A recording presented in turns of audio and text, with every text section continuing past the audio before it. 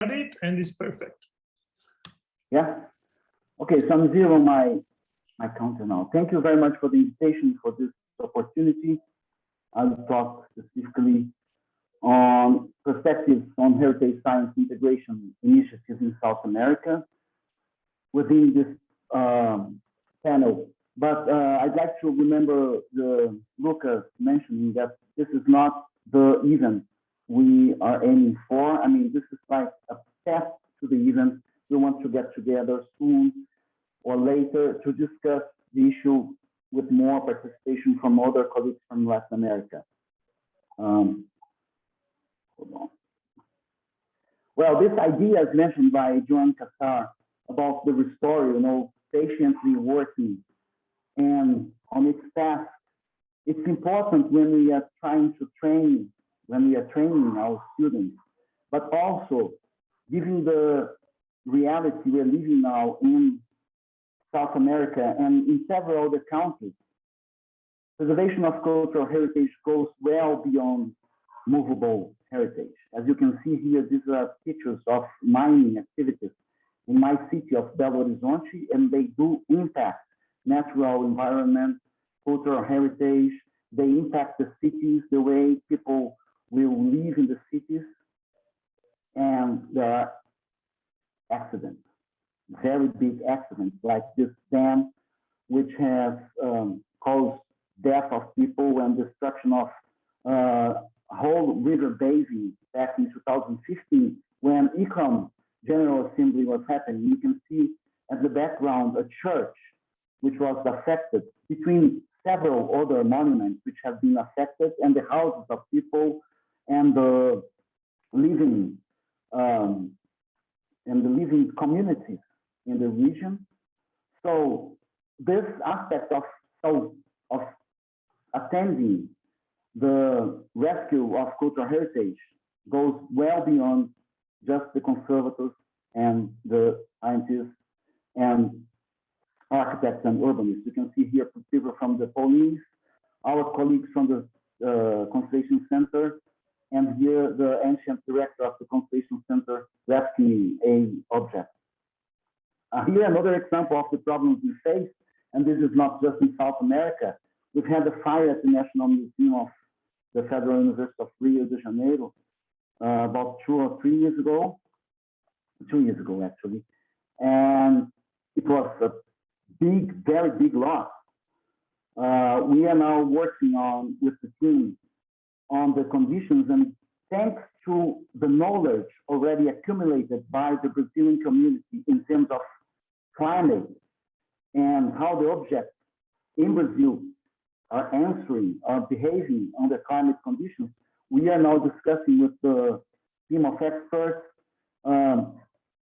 possibilities for alternatives, alternative climate control for the building which is going to be renovated.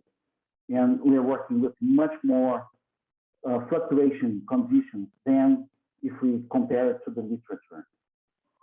So, as already mentioned by Joan Cassar, cultural heritage in South America, I mean, it's a huge community. We have collections, we have built heritage, we have immaterial heritage, natural sites and cultural landscape heritage, scientific heritage, and industrial heritage, between others. And I put here our aim to strengthen the heritage science global community. And then I go to representative of what we mean by heritage science global community. We have several communities related to heritage science: conservators, social scientists, natural scientists, engineers, historians, anthropologists and bioanthropologists, of course, museum professionals, archaeologists, and of course, architects and urbanists. So it's a very big community, and the concept of heritage science as approved in England, in the UK, has impacted the development of several areas, mostly now in Europe and also in North America, but with impact also here in our activities. We have incorporated heritage science as one of the domain of knowledge but we still have a long way to go. And when we think about the constraints imposed by COVID, we have a long way to go. I'm going to go here through some of the events which are happening in hybrid or online format. And the first one is going to happen soon. And it shows how we are dealing with conservation science and with heritage science as a tool to work together with government and with other areas, such as, for example, in this case, our colleagues from our forensic experts colleagues. We are starting a collaboration with the federal police in Brazil to deal with identification of materials and techniques of cultural heritage materials and objects in order to fight money laundering, in order to fight illicit traffic, and also to establish basis for the development of forensic studies in cultural heritage. This event is going to happen on a hybrid online and presential form at the beginning of November, and we have succeeded in proposing and having approved a panel on cultural heritage, where we'll have together scientists, forensic experts, state heritage agencies. They are very important to incorporate some of the concepts we're discussing and to work together with us. The State Attorney's Office of Brazil, they are very important here in this game as well as actors. And the panel on cultural heritage will deal with cultural heritage safety and management, conservation science, archaeology, and paleontology. As I said, the direct social benefits are clear here. And the site is at the bottom part of my slide. Another event which is going to be very important for us to continue the discussion about possibilities of interaction and of integration within South America and beyond is the Luso-Brazilian meeting on conservation and restoration connections, which is going to happen by mid-November at the Federal University of Pelotas in Rio Grande do Sul in Brazil. It's a Luso-Brazilian meeting, which has been happening since 2011, every 2 years. For this meeting in particular, we will have a panel where we invited colleagues from Argentina, Peru, Colombia, Bolivia, Chile, and Mexico.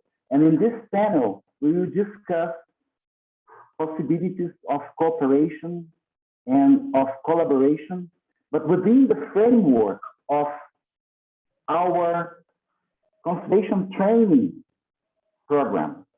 We have 5 programs in Brazil, scattered around the country, with a bigger concentration in the southeast, training conservators. And Anticipa, the National Association for Heritage, for Science and Heritage Studies, is present in this. Tiago, my colleague, will be talking more about Anticipa in the next presentation. So this event is very important for us because it establishes more basis for cooperation within the Portuguese-speaking world and also with our colleagues from South America, because Pelotas is all the way in the south of Brazil, so it's going to help with the geographic position. But it's online. It's going to be a totally online event. Another event which will come in October 2022, it's a combination of 2 events which have already historical offers in the past. And by this time, some colleagues from Anticipa, Professor Márcia Rissuto is here as part of the audience. And together with other colleagues from Anticipa and from the LASMAC and the CLA, they are working on the organization of this C-LASMAC, which is a combination of both events, the Latin American Symposium on Physical and Chemical Methods in Archaeology, Arts, and Conservation of Cultural Heritage. You see a mess here, which is the former LASVAC, and together with the CLA, Latin American Congress on Archaeometry. This event will happen in San Jose in Uruguay next year. And it's most sure it's going to be hybrid and presential, but the expectation is that it's going to be presential if everything goes well. The event has no site so far, but if you email Antecipa, we can give you more details on who to contact for this event in particular. Now, our biggest expectation at the international level is an event proposal that we've submitted to host the IIC 30th Biennial Congress in 2024. A group of some IIC fellows from Latin America and colleagues from Peru, Colombia, and Chile has proposed as members of the organizing committee that the IIC be hosted by the University of Engineering and Technology in Lima, in Peru, by 2024.